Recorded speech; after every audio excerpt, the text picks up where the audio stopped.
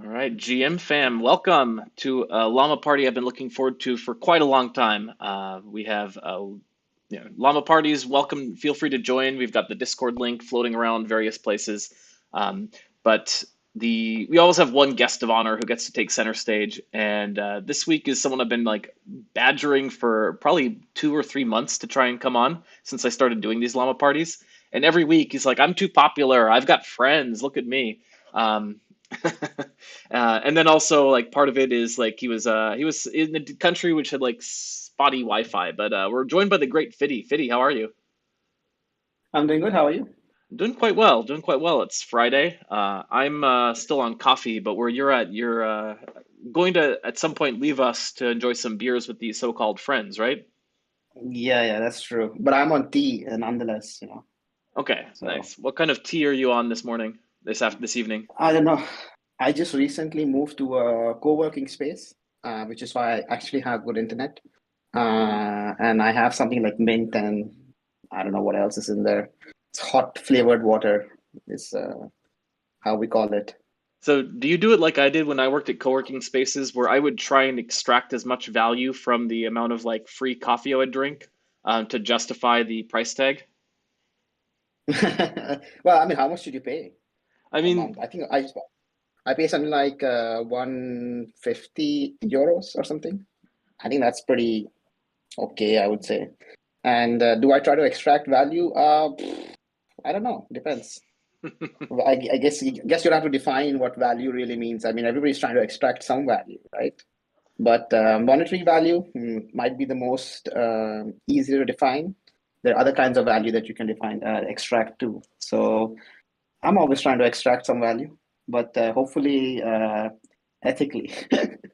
So excellent, excellent. And then, you said before the show we can go ahead and dox that you're in Amsterdam, right? that's it. That's it. I just recently moved to Amsterdam. And actually, to be honest, I have to ask myself why I didn't do this earlier. It's a really beautiful city, actually. So, a lot of history, lots and lots of different kinds of people. Um, and before I lived in very homogeneous cities. And let's say I used to study in let's say in the south of Netherlands, there's a small town called Delft. I used to live there, and it's filled with engineers and nerds. And then all my life, I've been surrounded by nerds, and this is the first time I'm actually like in a city where you have a diverse array of people, and everybody's a nerd in their own way. And something that I noticed was you see a lot of specialty coffee places and specialty baking places. So, and that usually means that there's a lot of burnt out folks in Amsterdam who decided that, you know what, fuck this, I'm going to open a coffee place or a bagel place, and you see that, and then it's nice. It's quite nice to Nice. yeah, I've experience the city. So yeah. I've never been to Amsterdam myself. So what's funny is like, so I'm part German. So I visited Germany last 20 years ago, and I'm actually planning to go back through and the Llama Risk team and I've been collaborating on doing like a quick European tour this summer, which will bring me close to Mm. Amsterdam, and I'm thinking about stopping by. But the punchline growing up, from my corner of America was like Amsterdam was always the first place that had legalized like prostitution and marijuana. So it was always like had this like reputation when you're like in high school of like being this like seedy Yeah. red light district kind of city. Which is funny Hmm. because since then, like Seattle, where I live, because I'm not doxed, I'm super doxed. Seattle's like become like even like crazier on that front because like Seattle like basically like has legalized crime, drugs, and everything. So we've become a new What? Amsterdam. What? You've legalized crime? Not legalized, I shouldn't say, but a lot of crimes are like not prosecuted effectively. So I see. like it's in like you'll see like there's been this weird spate of things lately where like people will like be throwing rocks off of overpasses onto cars going by on the freeway, and the people will like get pulled into the police, and then they will just get like released the same day. So they'll like walk right back and keep throwing rocks. It's like the it doesn't make any sense. See, I mean, this is not a law issue, it's an engineering problem, right? So why do you have an overpass on top of a road that has access to rocks that can harm cars, for example, right? So You this is an engineering problem. They probably could solve it if they cared, but what suffice to say, like I might go visit Amsterdam and find it's like way more pleasant than Seattle. To be honest, when people have the impression that Amsterdam somehow, or Netherlands in general, somehow has, it's not just Amsterdam. The same rules apply to almost all cities, right? So Amsterdam has not really legalized substances like weed or mushrooms. Actually, even mushrooms are banned. You can't even consume mushrooms. You have something called what they call truffles, which is like a discount mushrooms, and you have somebody's loud. Yeah. So you have a law regime which actually tolerates substances like prostitution is tolerated, marijuana is tolerated. It is not legal. So the laws are so strange that, for example, you're not allowed to sell. I don't know, a certain amount of weed. You cannot sell more than a certain amount of weed in a day, but actually these guys sell like kilos and kilos of marijuana per shop per day. And Yeah. the thing is, the government just kind of like allows it, which is like it keeps an arm's distance away from any kind of nefarious activity. So, for example, if your coffee shop, by the way, coffee shop is where you get weed. It's kind of strange. You can't see there's coffee place, and then there's coffee shop. And coffee shop is where you get your weed, and coffee place is where you get coffee. So Hmm. if coffee shops toe the line, then they're fine. But if they cross the line, then the government will say, "Oh, you know what? We actually never legalized weed, and you're selling weed, so we will screw with you."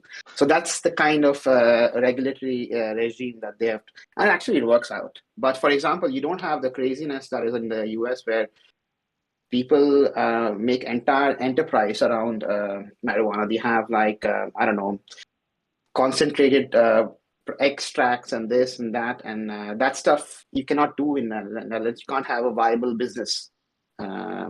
on marijuana. So that's a very key distinction. So people tend to say like Amsterdam has this opinion where it is a prostitution center. Actually, not really. I mean, not really. And the people, it's like slowly going away as well. They are even talking about finding ways to not allow the sale of like prostitution services and marijuana to specifically almost British people. Huh. So it's quite interesting. I don't know.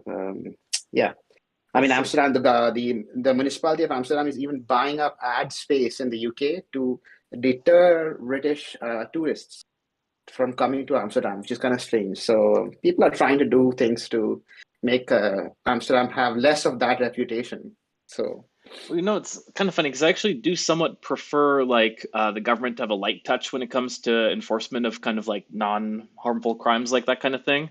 But then like I see that the Dutch government arrested Alex Pertsev and he is still sitting in prison and they have yet my to God, issue charges. And I see things like that and I am just like, what is going on?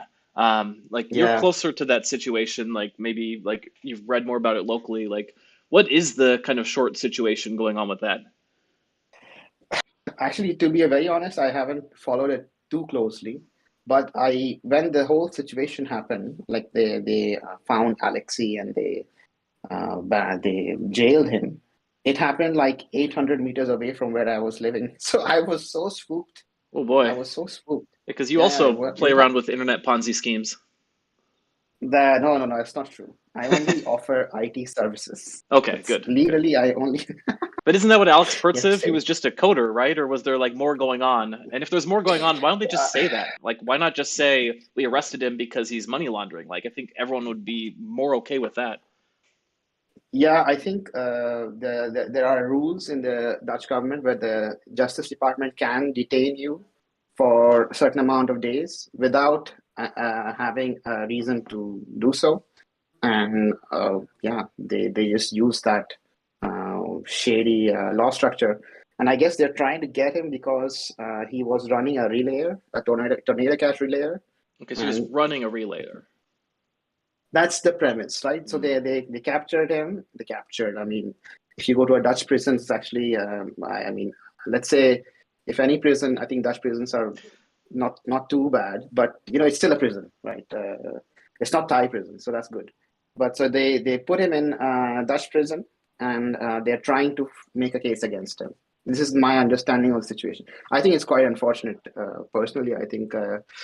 So I tried to look at it in two different ways, right? So Alexi doesn't have control on the kind of users that use the services. Like for example, Curve also does not have a lot of control on the kind of users that use our services.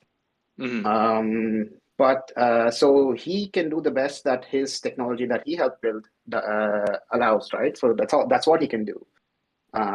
But then you can ask yourself the question that maybe the technology itself is flawed, right? So, for example, I think the guys who created Tornado Cash, also, by the way, interesting to note that the same set of developers also helped build Reflexes, right? So the guys who built Tornado Cash are now trying to work on an improvement of the protocol. I think it's called privacy pools, right? So you can actually ensure that your funds in Tornado Cash are not mixed with funds that are by known exploiters and so on and so forth.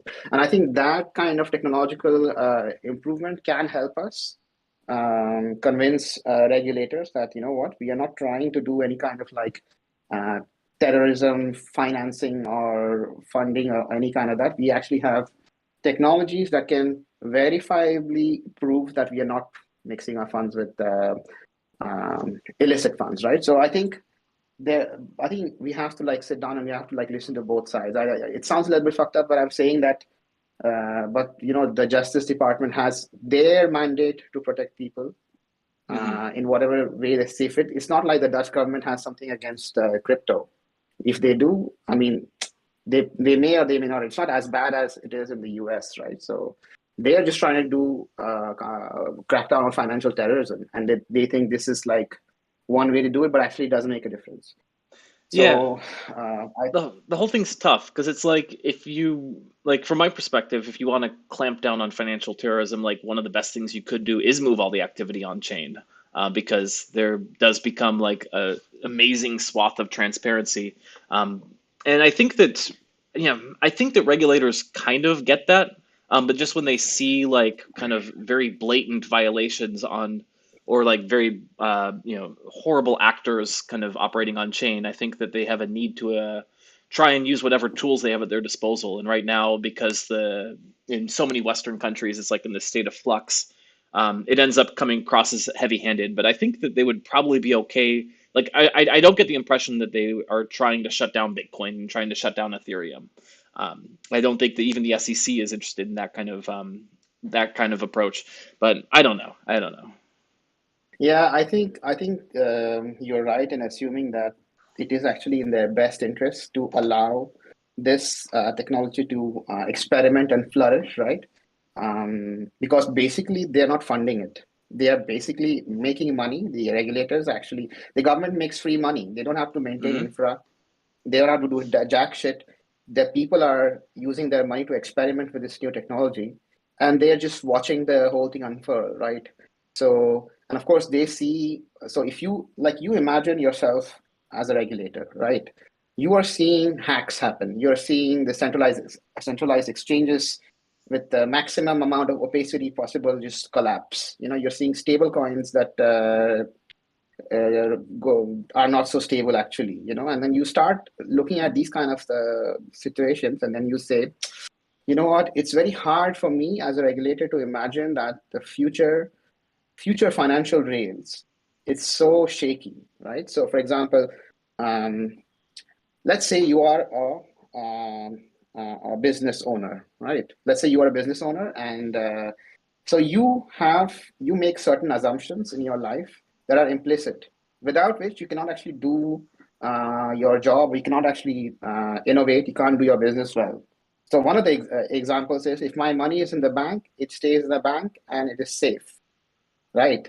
So let's look at the SVB situation. The money in the bank was not safe, but everybody had an implicit assumption that allowed them to do their business, do their jobs, innovate, whatever, assuming that the money in the bank was safe. So when you see as a regulator these kind of like hacks, these centralized exchanges or on and off ramp facilities completely die and vanish, you start to question, okay, you know what, maybe we should have more scrutiny, have more oversight, and try to make sure.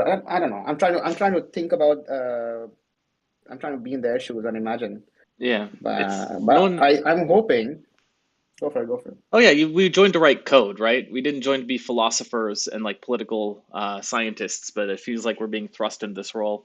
Um, which actually brings me Yeah. to something a little bit closer to home, perhaps, which is this is just a few days ago I noticed this on the Curve Governance Forum. Let me bring this up. There's a very interesting Conflux network, which the technology behind what they're building is, it seems pretty interesting. It's like this blended proof of work, proof of stake chain. And then they have they have a few different products, one of which is they've wrapped their governance token, which is CFX, onto Ethereum.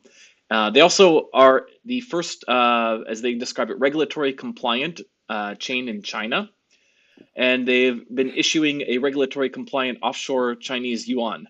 And they're asking for a Curve governance vote to get a gauge and receive emissions. And I'm here Mhm. in America, so I don't exactly know what to make of this. But what's your take on this? You know, I'm very glad that we have people like Llama Risk who can actually, because a lot, I'm looking at the governance forum that you are talking about right now.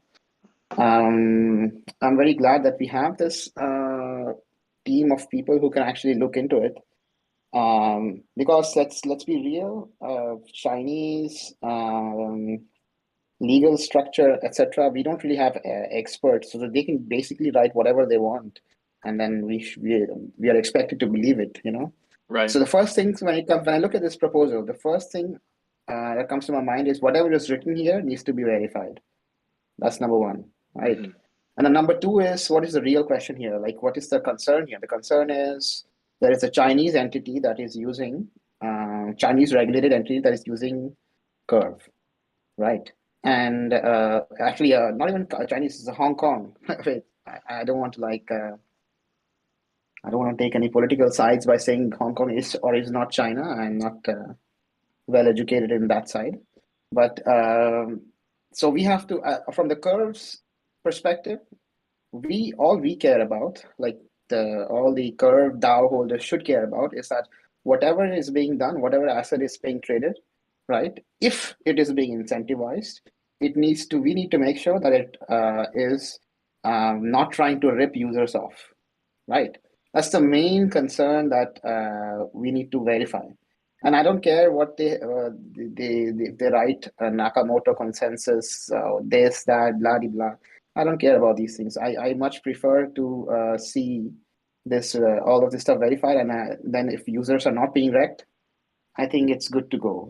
And regarding the broader political framework with US and China, I cannot participate in that discussion because yeah, it's not really something that I'm well educated in. So Yeah, nor am I, and I just worry that if it goes through, because the U.S. government's been pretty hostile towards certain angles of DeFi. I just worry that I'm going to need to bow out of Curve temporarily or permanently while things get settled, which I really would hope not to do.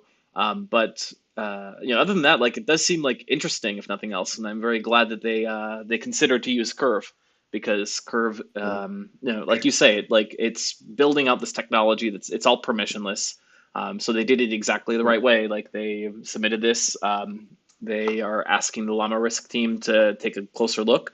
And I want to just thumbs up what you said about the Llama Risk team because they have been just so incredible. One of them is actually, I'm not going to try and, I don't know if they're doxxed or not, but one of them actually lives fairly close to me. We met up the other week for just some drinks in the evening. oh, nice. What did you guys talk about? Guys, this guys slash girl So this was the slash llama. USDC depeg weekend. So I don't actually remember Oh what my we talked God. about because in the back of my mind, I was just like, has all of DeFi collapsed while I've been out, like just like playing some pool? Like, am I gonna come back Mhm. to find that like Curve has collapsed and Aave has collapsed and everything that we've been building was just a house of cards? That weekend was quite interesting for me. I mean, so we have a Telegram channel where we monitor these kind of trades, right? And it's public; anybody can join it. And we what we saw was a significant amount of like sandwich MEV attacks and so on and so forth. And that was a very interesting weekend to watch. And yeah, it was like an existential risk. I wouldn't say it was an existential risk to Curve because Curve at the end of the day is a market maker. I mean, it's just bunch of markets, so we can always spin out a new market and then take it from there. It's not going to die, really. But it would be sort That's the of a beauty of it. rebuilding from the ashes type moment where we'd have to launch new because we'd be claiming fees in three curve if USDC collapsed. And Yeah, those fees would basically be worthless. So we just need to launch some new base pools. I agree that Curve would that's it. survive, but they might, the regulators might take, the regulators like to prey on the weak, right? So you might see that Yeah. Mitch gets a subpoena at that point. But I think he's pocketed some money, so I think and I think everything he's doing is above board and his local jurisdiction. So I think he'd be fine. Yeah, I think he'll be fine. But it was quite interesting to watch that whole thing unfurl because these kind of events they show us the shortcomings of the system that we are trying to build, right? So sometimes you can live in this nice and flashy rainbows everywhere, partying sort of like mentality, and you assume that whatever you built is suddenly good. Nothing bad is going to happen until something really bad happens and actually shows you what's wrong. So there are some. There's. I like to look at it as a silver lining from this USDC depeg event. What it is clear to us, right? To most people that I speak to, also not just in the core team but also outside the core team. I think people are quite keen on moving away from three curve, the three CRV as a fee token. I think that's an interesting idea. There are quite some nice contenders, right? So let's say if I ask you, what would be your choice as a fee token instead of, let's say you were given the option or the responsibility of finding a new fee token that replaces 3curve, what would you do? Yeah, What would you choose? I've seen some of these debates. So personally, I'm a fan of using ETH to replace it. I Hmm. just feel like because Curve is mainnet Ethereum first and always will be. So I think it just makes sense to kind of use that as the native reserve token. I've also seen some arguments that you could use Curve USD once it launches, which I think I would Hmm. also advocate for as like a second choice if you want to do it in dollar coins. But I think partly I want to see exactly how Curve USD does when it launches, just to see if that would be a good candidate. Um, Absent those, I Yeah. think the team seems to trust Tether slightly more than they trust USDC and DAI. That's just kind of like the tea leaves I'm reading there. So I guess I'd probably pick Tether as a third, but I think you would need that to be not just a Tether, but like Curve, I think really took off when it had this kind of like blended pools. Like the three pool was like the flagship Hmm. token for a long time. So I get three pool. It just seems like we kind of need. There's not a great third option. It really isn't. So, I mean, if you have something like Curve USD, which is the stable coin that Curve is going to launch, if you do something like that, I think Mitch made a very interesting point where any CRV USD that exists is a loan that somebody took against the DAO, and the person who took that loan is paying it off. So, if the DAO collects fees in CRV USD, actually it's like an auto compounding mechanism where the fees are coming in. Something similar would be staked ETH, right? But then the problem is you could staked ETH's success is not really tied with Curve success, so we can't capitalize on Curve being successful. So I think CRV USD is quite interesting. But then one can ask the question like, you know what? Why are we contributing to dollar dominance? Why are we doing that? Why we should have something that is a little bit more impartial.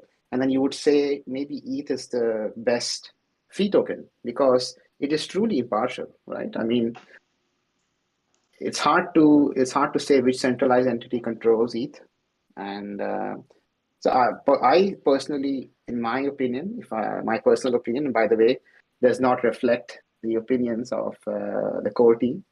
My personal opinion would be pure ETH, not even staked ETH. It would be pure ETH because it seems like it's a timeless asset, you know.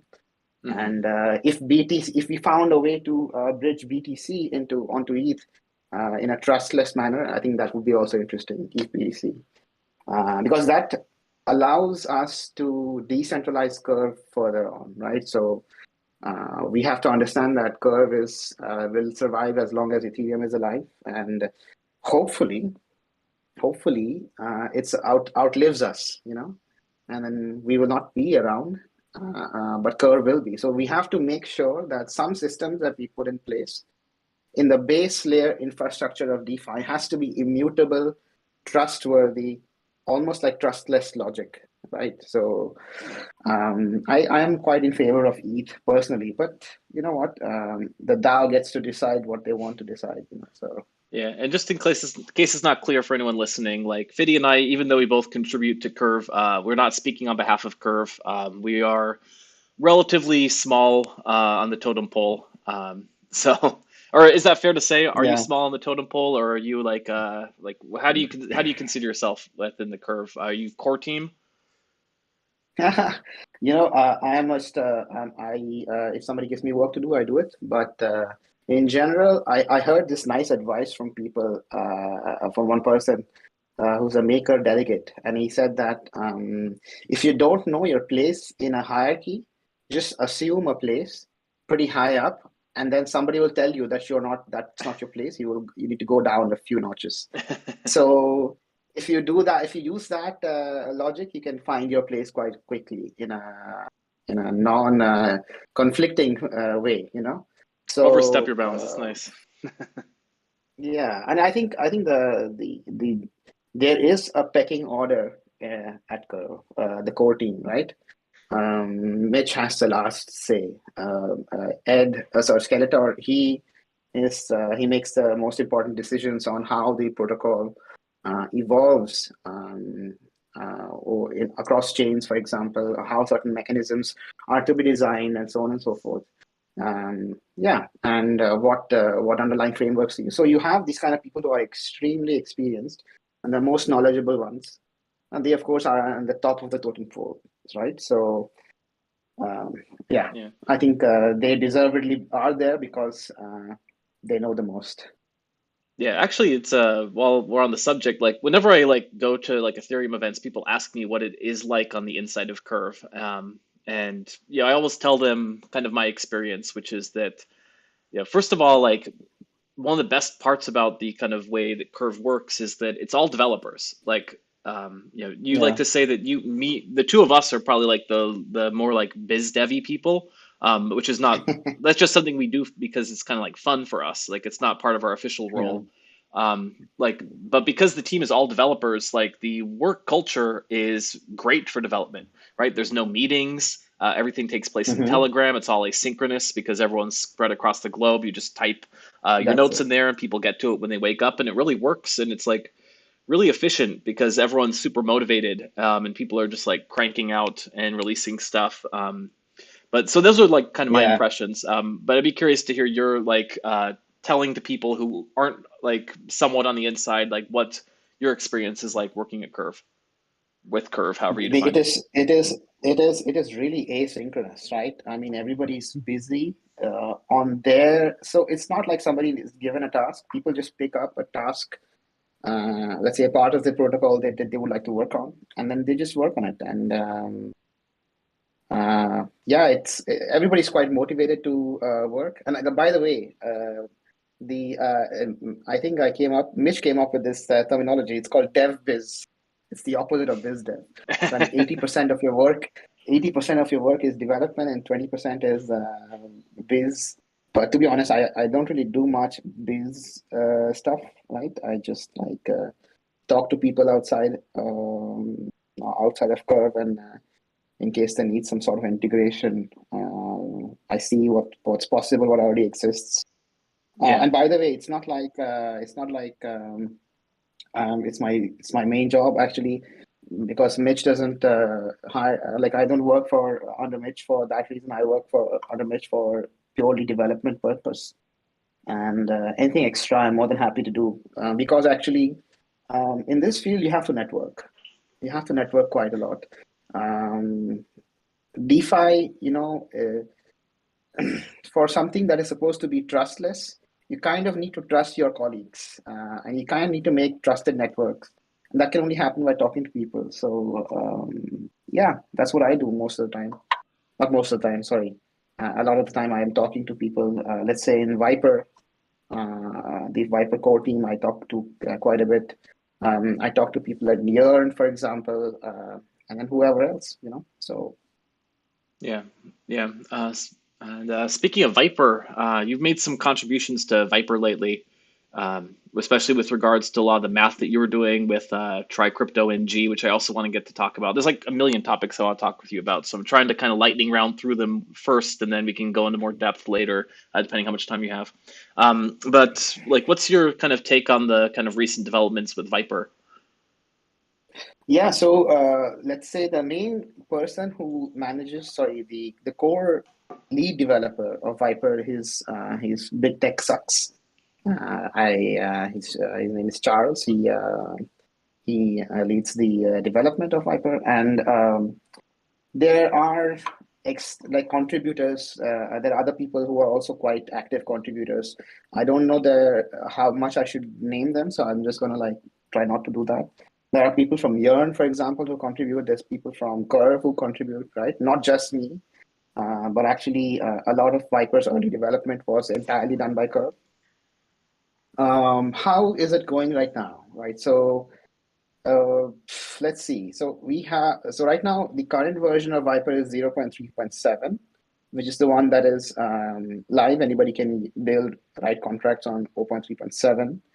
And the upcoming features in Viper are going to be modules. The most important one is modules, which will make Viper quite similar to Solidity in terms of importable modules.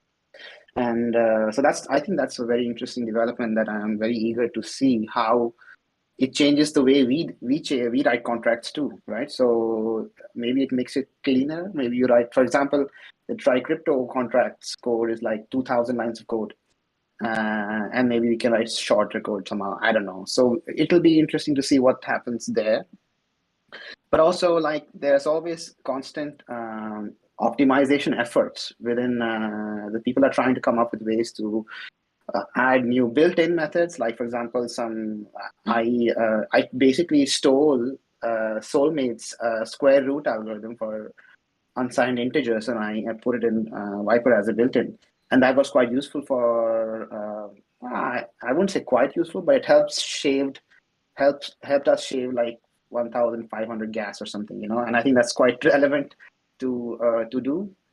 So why not, right? So Oh yeah, it's uh, absurdly relevant. If you look at the like it was the Masari report talking about where on Arbitrum Curve gets most of the volume just because it's both gas efficient and quoting the best prices. On Ethereum, it's often quoting the best prices, but the gas is so expensive that it kind of slices out all the small trades. So like the work you're doing with Try I Crypto mean, NG I mean, is super amazing.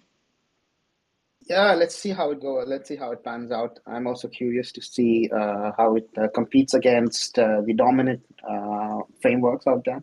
Oh, by the way, so just to continue on what I was talking about with respect to Viper, right? So there's always constant optimization efforts. For example, so you have let's say you have two kinds of optimizations that you would want to do to your smart contracts. One is, of course, the bytecode size. So let's say there's a certain maximum limit of size of your contract that your contract cannot exceed that limit, because then what you start doing is you're able to somehow do some DDoS to the Ethereum network with very, very large contracts. And so they introduced a very old EIP. I think its number is 170. where the maximum contract size is, I think, 24K or something, So you cannot exceed that. So what that means is if you have very, let's say, bytecode heavy contracts, then it becomes very hard to fit all the logic in a single contract.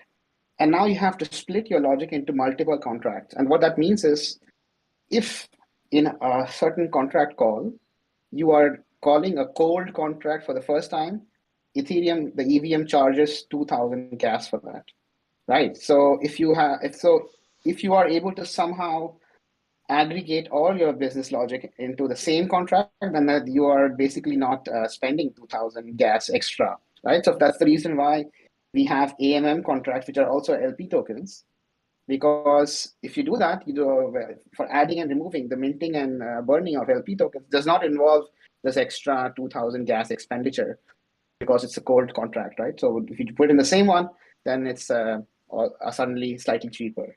So that's the bytecode optimization, and that you can do by having by making sure that your code, the compiler, compiles your code into opcodes with as little opcodes as possible, right? So because each opcode costs a certain amount of gas and space, opcode instruction. So if, let's say, you want to do a multiplication that has, let's say, I don't know how many instructions it has right now. I think it should have, I don't know what it has exactly, I have to check. But if you can reduce it a little bit, you reduce the bytecode space and you reduce the cost for each multiplication. So you have to really optimize in the very, very deep level of Viper, the smart contract language framework, to have this kind of tangible improvements on the contract level, the business logic level. So, for example, right now, I was actually, I was like assisting. I wouldn't say I was the main person. I was more like a spectator of watching one of the Viper core devs help optimize the safe multiplication, safe mul operations involving unsigned integers, which has the potential of bringing each multiplication down, safe multiplication costs down from, I believe, 69 gas to 53 gas, something like that. And that's actually quite a significant improvement for each multiplication, safe multiplication operation. Multiplication operations on their own are like 9 gas, I believe, but safe mul is like 53 optimized, and non-optimized is 69 or 70, right? So something like that. So if when you look at smart contracts and automatic market makers, you want to write your contracts in the most efficient way possible. And by the way, I should tell you that this is not the end of the development of automatic market makers. I think one day, the way that it is going right now, one day it's going to be the best AMM will be a very, very hyper optimized AMM. Maybe one day that will be written purely in bytecode. Who the heck knows? Purely in opcodes, maybe in Huff, maybe not in Viper, unless Viper's compiler is constantly optimized. And that's like one of the beauty of having Viper, writing in Viper, because the main stakeholder of Viper, the smart contract language, is Curve. And Curve has extreme requirements when it comes to gas and bytecode space. So Viper is constantly being optimized to make fit to Viper's need, and make fit to Curve's need and make Curve competitive. So you see an improvement in Curve, but you also see an improvement in Viper. And then anybody who uses Viper gets these downstream improvements to their contract. So that's the reason why I'm quite, I like working for Curve and Viper in that reason, because anything you do, it doesn't really matter if Curve is successful or not. Anybody who uses Viper, they get to experience the downstream effects. Yeah, so that's so these are so just to summarize, there's 2 ways to optimize it. You reduce the size of your contract, and you reduce the number of instructions to do the same operations, such that it costs a lot less. And that's what we're trying to do with Try Crypto.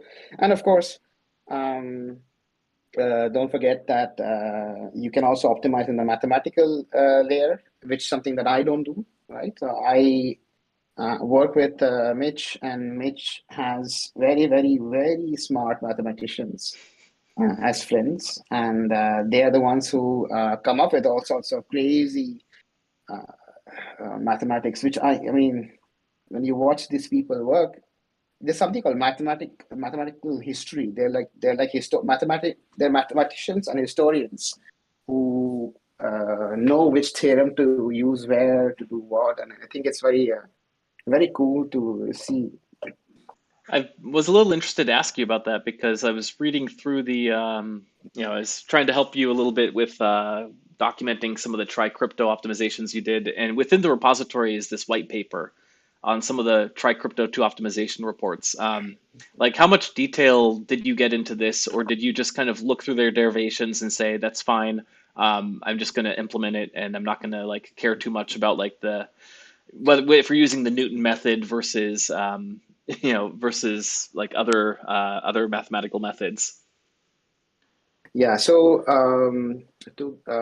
I didn't derive their mathematical methods, right? So I personally didn't do that. I just implemented it and then saw if it was working or not. I think that was the thing, and a lot of things I had to like figure out experimentally, right? So because we just recently talked about how Telegram is a very interesting medium of communication, asynchronous communication, but actually you need to have face-to-face communication, uh, talking to share ideas that are very like detailed, you know.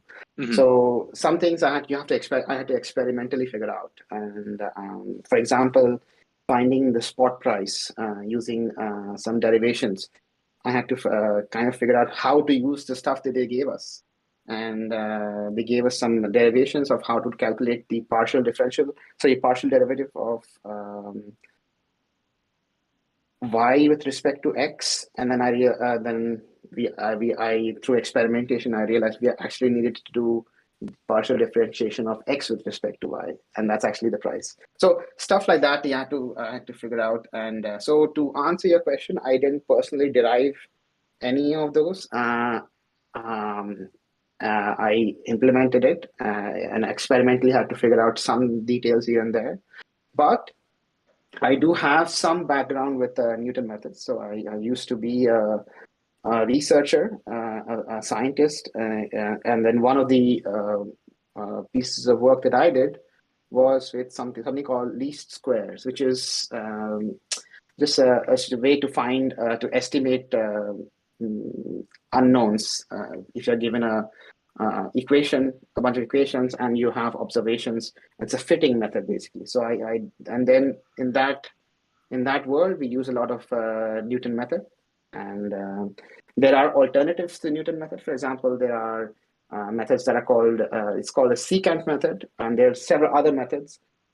So you have to start asking the question, when do you use one method over the other, right? So let's say one method costs more per iteration, but has less iterations, and one method costs more iteration but costs less per iteration. So you have to start experimentally looking through all the ideas that are presented and choose something that actually works.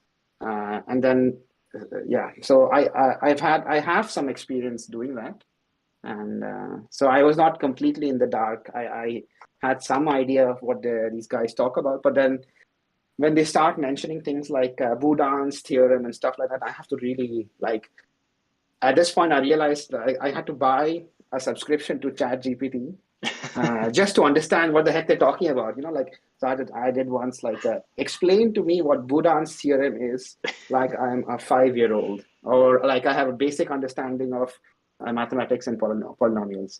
And then the GPT is actually able to give me a pretty good description of what Boudin's theorem is. So I don't have to go through Wikipedia and all the complicated shit that's written. I can ask it to synthesize it in a way that I understand it. Yeah. So yeah. I've also found that Wikipedia has a simple version. So you know how they have different languages like English, Chinese, etc.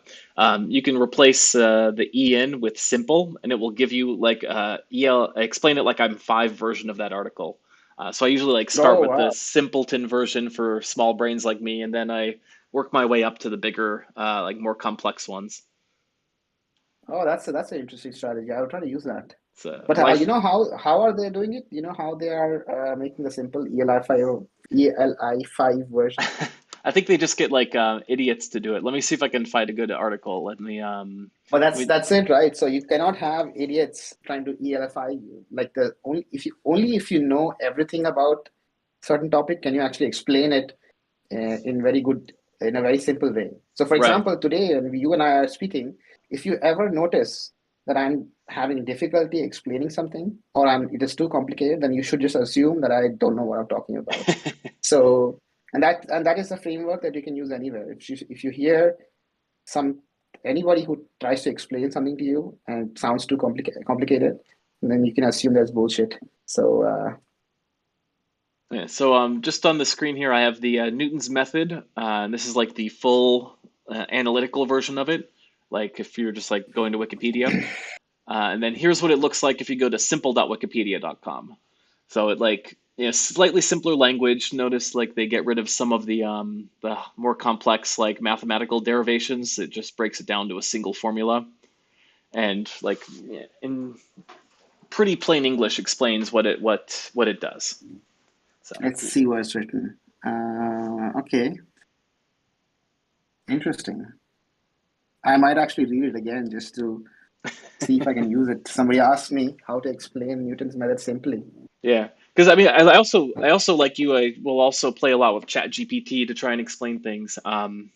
But it doesn't always work. Like sometimes you ask it to do stuff and it just it looks fine until you actually read through it, and then you're like, no, this is not usable, right?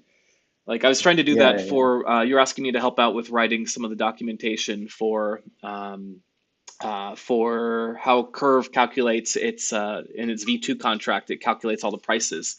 So Yeah. I had it generate like a first draft for me, and then I was like, oh wow, this is Mm-hmm. pretty good. And then I started reading through it, and I was like, no, that's wrong. That's inaccurate. That's referring to the wrong thing. So I had to like rewrite the entire thing from scratch.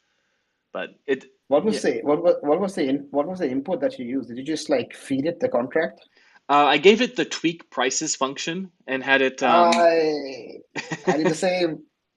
and I said like, tell me what's going on here. And some parts of it were okay, but then a lot of the logic it was just copying the comments that you'd written, which is, Yeah. if you'd given it, I also realized that. Yeah, I also realized it was just copying my comments. yeah. So it's So like if you hadn't commented it so well, it would have been completely lost, right? I don't know. Actually, we should probably remove the comments and ask it to parse through it again. Man, Uh, that function took me quite some time to understand. Like, what the heck is happening in this tweak price nonsense, you know? And phew, Mitch has there's a lot of condensed logic in tweak price that basically it's the lifeline, the blood of the main source of logic when it comes to how liquidity is rebalanced in V2 contracts, right? So it took me quite some time to understand it, and I'm happy that I was able to do anything at all to it. So, but don't worry, listeners, it's being audited, so don't worry about it. And yeah, do we know when the audit's expected to be complete? well, I mean, so we are getting it audited by Chain Security, which, in my opinion, is one of the best auditing firms out there. They already have a draft. They sent me a draft. There were mistakes, and then those were fixed, and they need to go through a review of that. And then I might ask Spec Shield to. Well, we'll see. I don't know. Actually, scratch that. This is not my business decision, right? I Right. don't pay for the audits, so it depends on what is necessary. I think it would be nice. I mean, there's many reasons why I think we should. I mean, obviously, we should audit our contracts, no question about it. But it's important to have curve contracts specifically audited by as many parties as possible. Doesn't really matter how good they are. And the reason is very simple. If people audit more Viper contracts, it's good for Viper, That's true. and that's how I see it. You know, so Yeah, this part's here about calculating the profit is where I'm. I started to. I've had trouble unpacking everything. The price oracle changes I get now, but yeah. but the way that the pools book profits is still something I'm studying.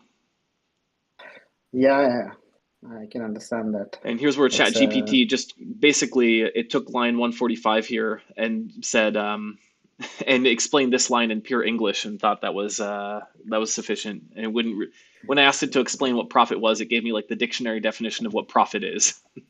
Revenues minus actually, costs. did you see somebody made a comparison of TriCrypto's performance against a buy and hold since inception. I did And see that, according to yeah. this, yeah, it says that TriCrypto outperformed by 2%, which is actually, I mean, for a passive strategy, that's pretty good. It was. Which only means, what's that? Yeah, I think their conclusion was though you should have just stayed in dollars because everything lost money during the time. Yeah, but I But mean, so it goes. the problem with IL sort of like IL related research is depends on when you get in and get out. Um, so if you're a passive investor, of course you're going to have less returns. If you're actively taking positions, you take higher risk and hence higher reward. So it's like a very simple logic. So Interesting. And then I'm kind of curious, did you read through DeFi Cheetah's thread? It's a couple months ago about pricing power and how whichever exchange is the pricing power is the profitable one, and everything else is basically the arbitrageurs or exchange are profiting off of everyone else. I'm kind of curious if you like had thought how that thread applies to TriCrypto and V2 pools and how they book profits. pricing power. I don't really understand what it means. Could you tell me what he meant by this term? This is the first time I'm hearing pricing power, this term. Okay. So basically, I'm going to pull up the thread here so we can read through it. But basically, his thought is that, if you know DeFi Cheetah, you know that he comes from like a bit of a background where he worked in TradFi. And let me see, was this the thread he did? I have to say I don't know this person very well. I think I follow him. I met him in Hong He Kong had actually. some. He's great. Oh yeah. Yeah. Oh cool. Um, he So is. liquidity as a service. I don't think that was the actual Uh, thread. Hold on. Get the okay. actual thread up. Why is Curve Finance better? Man, a lot of competition. It always brings me to the edge when it comes to competition. You know. Yeah. So So he was explicitly throwing it like his thought was basically like Curve has pricing power for stable coins because the idea of pricing power is just where do you go to check what the price of a coin is? Like you don't check CoinGecko to see the price of USDC. You go to Curve, you see how much tether you can get for USDC, right? People were checking Curve first when UST was collapsing, um, and the argument that he's basically making is that whoever is trading, whichever exchange people go to trade, is setting the price, and then all the other exchanges are just catching up to that leading exchange. So he says like Binance that's true. has the pricing power for like a lot of like the kind of like long tail of tokens. Curve has pricing power for stable coins. Uniswap, he says, doesn't really have pricing power. So basically, it's only people trying to arbitrage take money from people LPs on Uniswap to correct temporary price imbalances there. And I never really like thought of that before. But then I was like, well, wait a second. Like Curve V2 is not like as much as I like Curve V2, it doesn't seem to have that kind of like predominance. But then there's that report that came out that points out that V2 actually was like more profitable. So it's like I don't know. Yeah. So pricing power. I think whichever market, wherever the first trade happens, right? That Hmm. sets the price, and everything else is just a market to arbitrage against. Right. And the And arbitrage takes value from somewhere. So it's got to be those secondary people losing. yeah, so let's say right now, let's look at the most dominant trading pairs. I think I would say BTC USD and ETH USD are the most dominant trading pairs across all markets, Right. right? But centralized exchanges enjoy that luxury to claim that their trading venues are the first place where these large trades happen. Actually, Binance is, I believe, right now the premier place where these kind of trades happen first. And by the way, whether that's good or bad, we can have a separate discussion about that. But whatever it may be the case, this first trade happens there. Now, so that makes actually centralized exchanges the place where pricing power, let's say, is determined, right? So these centralized exchanges have so-called pricing power.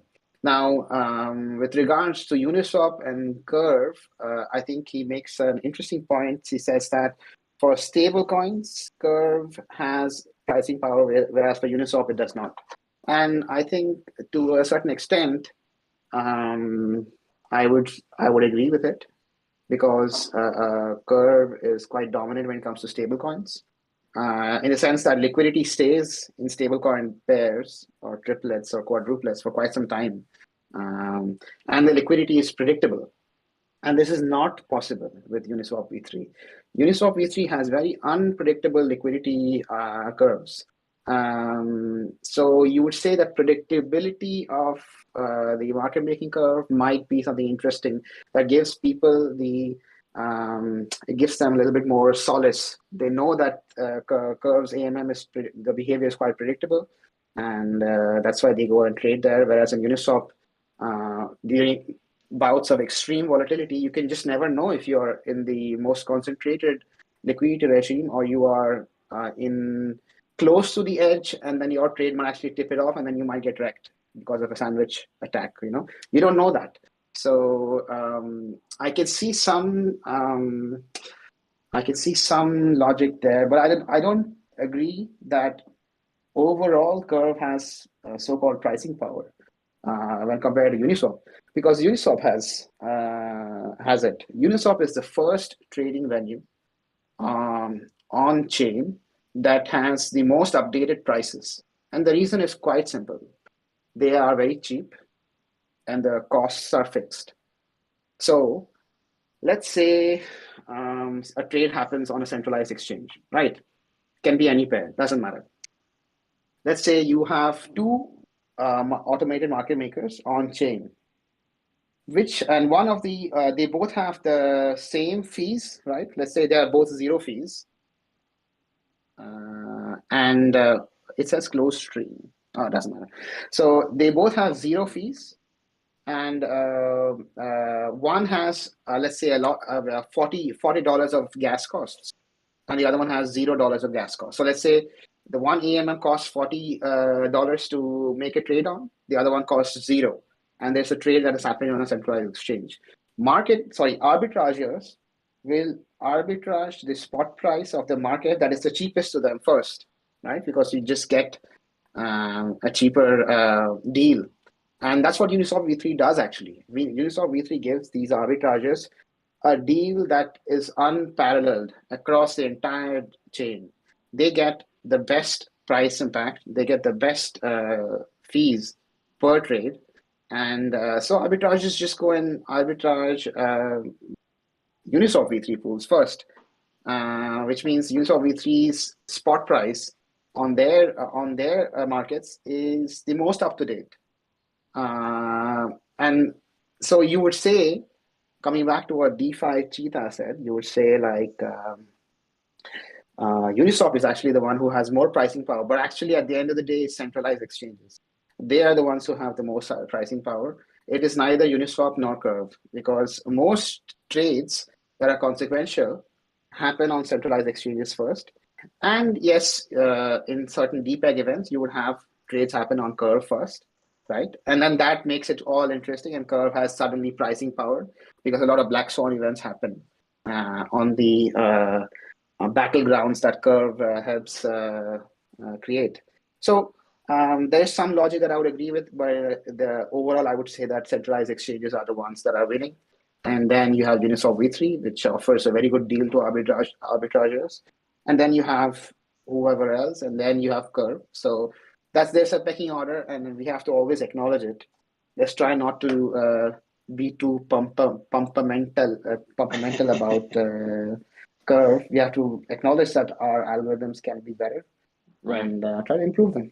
I mean, according to this tweet that I have up here, Uniswap's actually flipping at least Coinbase, and that might be more to do with like Coinbase and some of the regulatory stuff. But according to this, Uniswap is now higher by 45% in the past month, their volume over Coinbase. So, like, have we backed the wrong horse? Should we become like Uniswap maximalists?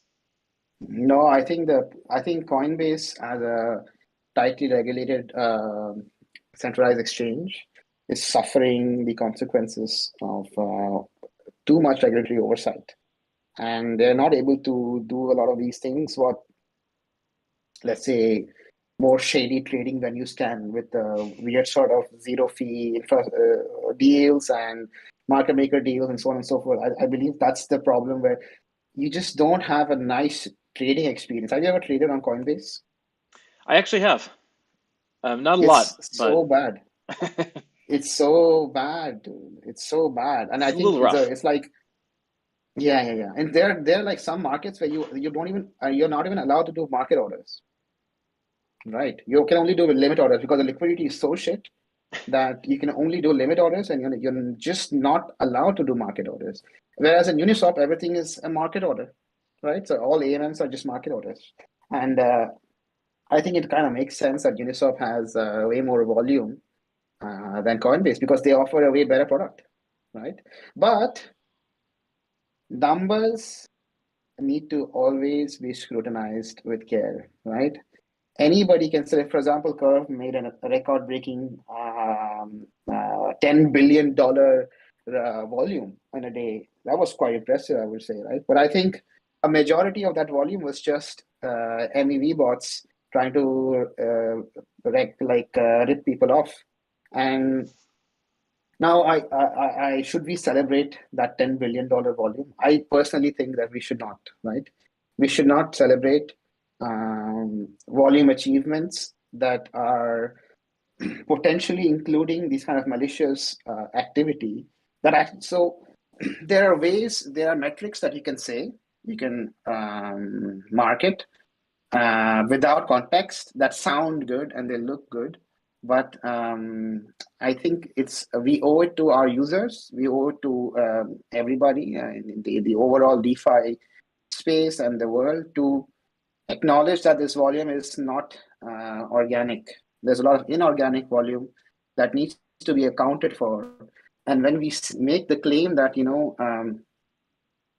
there is like we have more volume than a centralized exchange. I'm not talking about Uniswap. I'm also talking on behalf of all AMMs. So let's try not to do that. Let's try to be a little bit more honest about where that volume comes from first, and then we can talk about whether centralized exchanges are shitting the bed and on-chain volumes are getting better or not. I think that's the way that I would approach it. Yeah. But I mean, whatever hate, I mean, Uniswap, if it looks good, by the way. It looks good when they make these kind of claims, because they get more people interested in what they're doing. And I guess if more people are interested in what Uniswap is doing, more people will be interested to trade on chain. So I guess there is a silver lining to that. But yeah. Yeah, I agree that you shouldn't necessarily celebrate volume, but I have to admit, like, there's nothing more fun than when the entire market is crashing. Mitch gloating on Twitter about Curve record volumes. Something about that just warms my heart. Yeah, I mean, can you imagine? It's his baby. Yeah. He built all this shit and it's generating an insane amount of volume. I mean, I would be happy too. Yeah. I would also, I mean, if I was Hayden, I would be happy to see the insane amount of like trillions or whatever volume that Uniswap does. I think it looks pretty cool. It's something that I built that is Yeah. generating so much. I think it's an accomplishment for both, Curve, Uniswap, whatever, to have this volume exist in the first place. I mean, that's just kind of like impressive. Yeah. And these kind of like all-time high volume numbers are up only, right? Hmm. And it's very cool. It's very cool to see that. I think I hope that one day we just have that kind of like we have more and more on-chain trades and settlements. And when that happens, all parties, all the rising tide will lift all boats. And I think that's the kind of world that I would like to build, Yeah. you know. And then this intra AMM, intra DEX competition space, you know, it's not interesting to me. I think it's more important that we build stuff that is resilient, and then this volume numbers, etc. They will come. They will Yeah, come. I agree. I think that the more AMMs we have, the better. I'm happy to see Balancer. I'm happy to see Uniswap and everyone innovating. I'm glad you brought up MEV a little bit ago because I would, you pay much more attention to MEV than me, and there's been so much interesting stuff going on. But before we get into that, Yeah. just some commentary that what's great about this is like I can talk with you about technical stuff. I also like have the numbers open in the other window, and as soon as we start walking through the contracts, I see like the already limited audience I have plummet, which I am glad. I want to like weed out. I want to weed out the people who are just here for like the what token's going to go up next, and we can get in the weeds on this. But this is just a fair warning to people. If you don't want to hear us get in the depths on MEV, this is a live party. This is a live discussion, so please ask your questions. Johnny Yeah, online, I but see. by the Oh, go ahead. by the way, I think MEV is the most important topic Oh, when it 100%. comes to. It's the most important topic that I can imagine in the context of the work that we are trying to do, right? So I think people should be interested in it because they are exposed to MEV even if they don't use any on-chain services. If you just do a Google search, you are contributing to MEV. So it's as crazy as that you just don't understand because you don't know, and it's high time that people knew about their contribution to this large game theory that's being played out in real time, you know? Yeah. So okay, we're in the subject of MEV, so let's go there. What's your take on it broadly? Is it something? So like, I think that we should encrypt the mempool for starters. I think that would Yeah. solve some of the issues. Why? First of all, like, what's the hold up to that? Why isn't that being included in the Chapella release? Let's try to go backtrack a little bit, right? Let's try Okay. to understand how MEV even exists in the first place, right? So let's say I gave you a piece of paper with a bunch of names, right? And arranged in a numbered list. Now that list of a numbered list of names has no meaning to you. But then suddenly I tell you, right, that the first 10 people get a discount of 90% to get inside to this club, Hmm. right?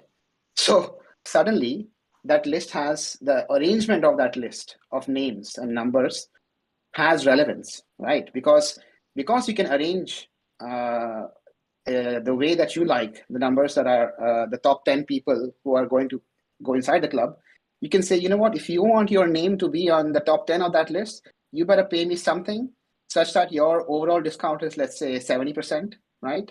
I get 20% and you get into the top 10. And now there's a competitive environment where everybody's trying to bid to be in the top 10 of that list to try to get into that club. So this is in general how numbered lists and any. So if you have any kind of, if you can generate economic value by arranging a list, and you are the only person who are in charge of arranging that ordered list, then you can make an insane amount of money. For example, let's look at online travel agencies, OTAs, right? Let's look at booking.com, right? It's a very famous company, actually, by the way, based out of Amsterdam. So you will see a lot of booking.com employees walking around. And they are extremely rich. That company is so rich, they survived pandemic with almost no problems. They had to fire some people and then whatever. But they are so rich because they maintain a list of hotels that you view when you search. They are the ones who are responsible for which hotel comes up first, and they can arrange that list of hotels in a way that makes them the most amount of money, right? And that is an example of extractable value. You are so that they are trying to, but it's actually more like, I would say, more not malicious, but more like everybody's in, like, for example, the user is incentivized to the user gets the best hotel that they want. The booking.com gets the kind of revenue that they're looking for. The hotels that are listed on top, they are also very happy. So it's a positive sum game, I would say. So Yeah. let's say now you are looking at, let's say, Google ad space, right? So you can see that Google has been trying to do some nefarious activities. with respect to how their auction markets for the ads are happening, right? So this is an example of, and of course, we all know how rich Google is because they are the only ones who can arrange that list the way that they like it. And when you apply the same law, so we've all been exposed to MEV one way or the other. We just don't know how it works. And the ones who are centralized parties who can arrange that list of that ordered list make an insane amount of money, and they actually increase the amount of centralization that exists in the world, right? So on Ethereum, they found out interesting ways on how they arrange blocks or transactions in a single block, and they try to extract value based on that. So you can pay the block builder to have your transaction listed earlier or later, right? You can do all those kinds of things. But you can also do all sorts of malicious things. For example, you can, let's say you see that somebody wants to buy a certain token. They first send it to the public mempool. So you talked about public mempools, where your transaction that is yet to be included into the blockchain is just floating around for anybody to see. First of all, that's kind of crazy, right? It's like the intent to execute. It's not even a limit order because you can always cancel limit order. This is something that you can actually, you are going to buy that, right? When you see that as a searcher, as somebody who wants to exploit it, if you see that the person who's trying to execute it is executing their transaction suboptimally, you can try to find ways to manipulate the market in your favor, such that you rip that user off. You also rip off LPs, kind of, because LPs get less money somehow, maybe more, I don't know, we'll see. But and you make an insane amount of profit by stealing from people. And this is an example of malicious front running and back running, and we call it sandwich attacks, right? And it's only possible because the users, the victim, publicizes their not only their intent but the way that they're going to execute a trade. And so now this is the general context around extractable value. There's malicious activity, right? For example, there's like these people who are trying to like steal from people, but there's also like benevolent activity. For example, without MEV, you would not have AMMs that work. You wouldn't have like arbitrage, centralized exchange, DEX arbitrage. It's an example of MEV. Liquidations are an example of MEV. Curve.USD will probably not exist unless there is an incentive for people to trade on, right? So that's an example of extractable value that is benevolent and to all users, all parties involved, right? So we want to build that kind of system, but we want to avoid systems where vulnerabilities like sandwich attacks exist, right? And whatnots. So that's the general context that I want to lay out. And I think you asked the question, like we should move on to encrypted mempools, right? That's what you said. I think I mean, there. So you can. So the concern here is your transactions are public. You can send your transaction to a private mempool directly to the block builder. That already exists, right? Right. So we don't necessarily need to have a hard fork to introduce encrypted mempools. And I actually don't understand the complexity, the technical complexity around introducing something like an encrypted mempool. It sounds like it solves all problems, but usually stuff that sounds too good to be true, there are always like caveats. So I'll have to investigate what it really means to have encrypted mempools. But today, you can send private transactions to block builders through specialized relays. I think yesterday or day before yesterday, a very cool RPC endpoint got released. It's called MEV Blocker. And it's something that the good people from CowSwap and Gnosis have been working on, along with some very, very influential and esoteric block builders like Beaver Build. Beaver Build is a very special entity, and they do a lot of block building on Ethereum. It's basically a centralized. It's a market maker that is block building at the same time. It's very man. The more you get into MEV, the more you realize how crazy this world is, right? So yeah, it's wild. Yeah. So you can do private transactions today, and you can make sure that you're not sandwiched. You can use specialized RPC endpoints that enable it. So you can actually access a lot of these things without having to worry about an encrypted mempool and all that. So I think if it does the job, why should we introduce additional complexity? If you can avoid introducing more complexity and still achieve the same thing, let's just do that. So that's my opinion. Yeah.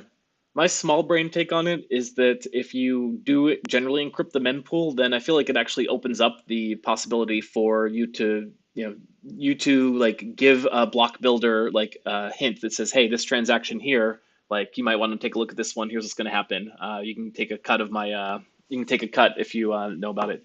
Um, the analogy, like the thing that's wild to me about MEV is like when you think, or at least when I try and think through the consequences of having this like decentralized open system, you sort of have to have a fair way for when like you raise the analogy of like someone makes a dumb transaction and there's like there's money that can be extracted, so it will be extracted, right? It's like leaving $1,000 bill on the middle of the street. Someone's going to grab it. And what's going on with MEV is essentially you're actually trying to democratize the process. You're trying to make it open and transparent and a way that like everyone considers fair, given that the money is going to get stolen anyway, right? Is that like a good analogy to explain it to people? Yeah, yeah. I mean, the general analogy, yeah, I would say you're trying to make a, yeah, I would somewhat agree with it. Yeah, but the intent is to decentralize the system. The intent is to have a decentralized network of participants who are incentivized to build the most efficient blocks and extract the most amount of value and give it to validators and earn some profits, right? But and then of course it's done in a decentralized. It's supposed to be done in a decentralized manner, but unfortunately, what we are observing is that it is actually a very centralizing force. MEV has always been centralizing for because it takes a lot of skill, specialized skill to extract MEV. Not everybody can extract MEV. It's a very hyper competitive environment. Actually, you could come up with an MEV strategy today, right now. You could come up with it.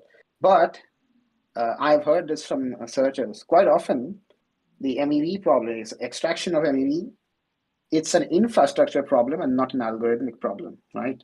So you are at some point you'll be dealing with people who have way better infrastructure, who index the chain very well, who understand things much better than you can ever imagine. And then these guys have built infrastructure in ways that you can just not imagine.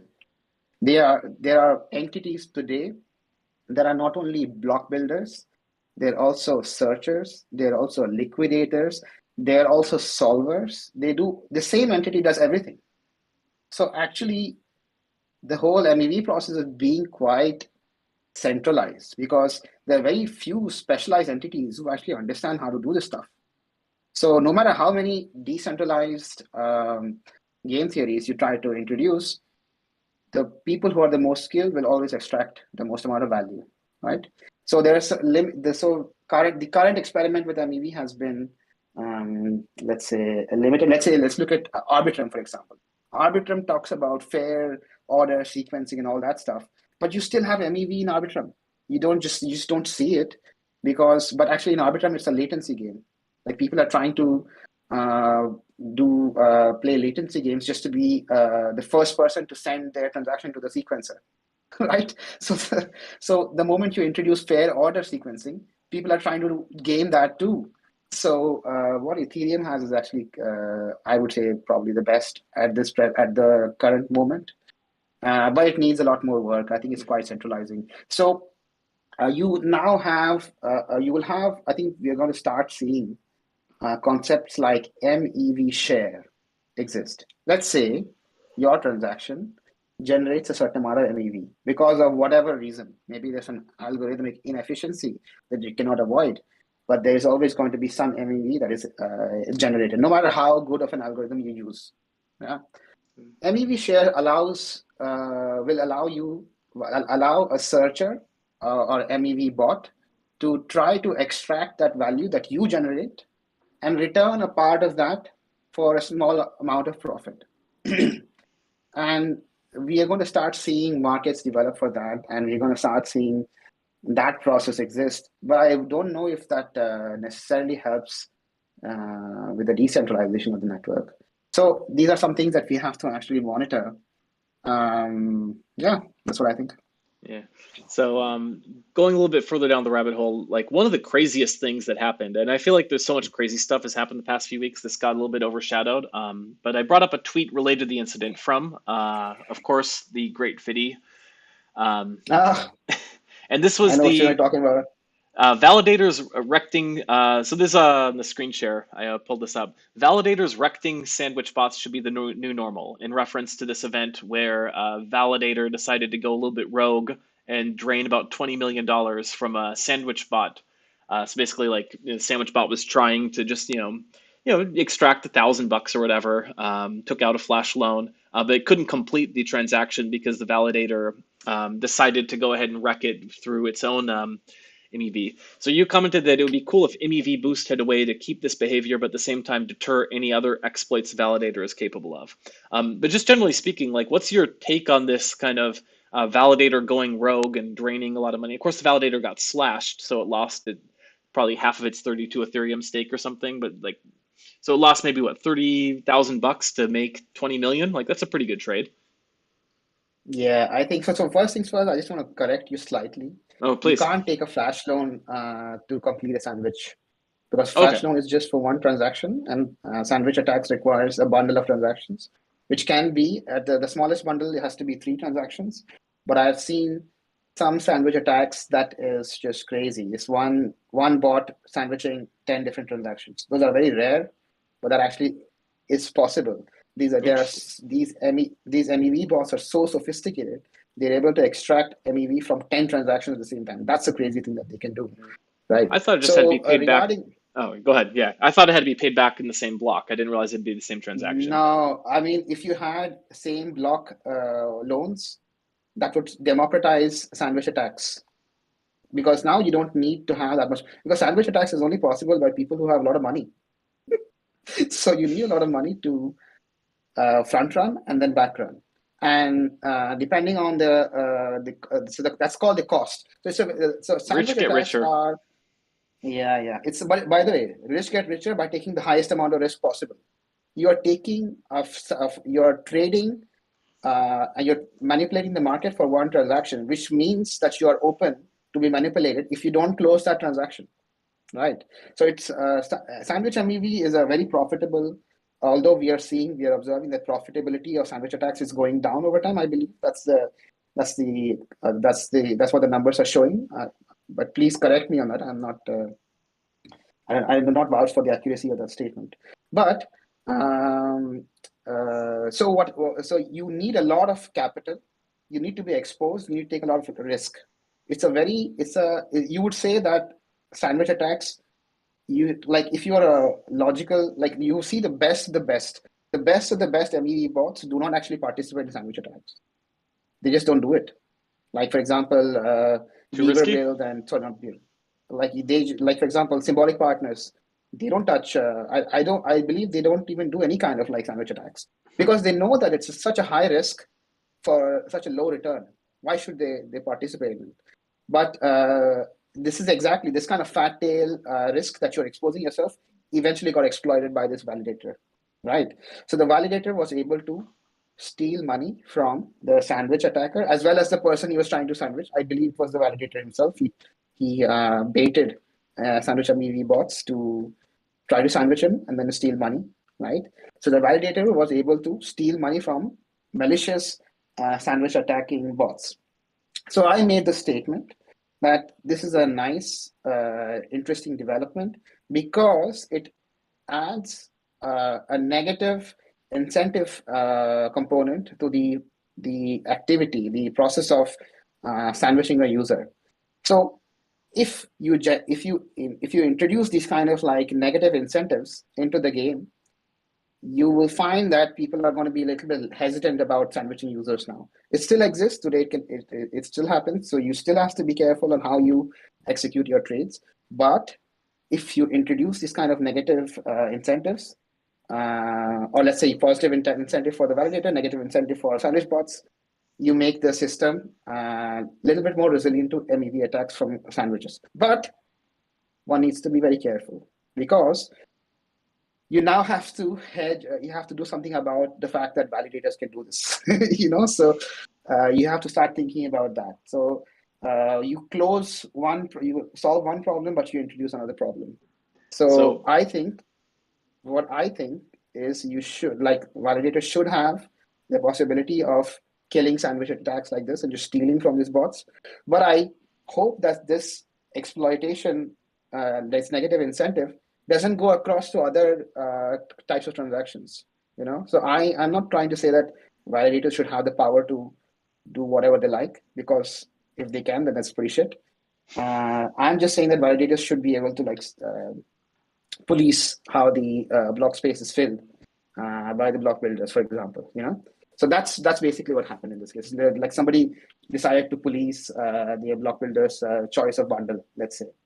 And whether or not he's an honest or dishonest participant of the Ethereum infrastructure, I cannot say much about that.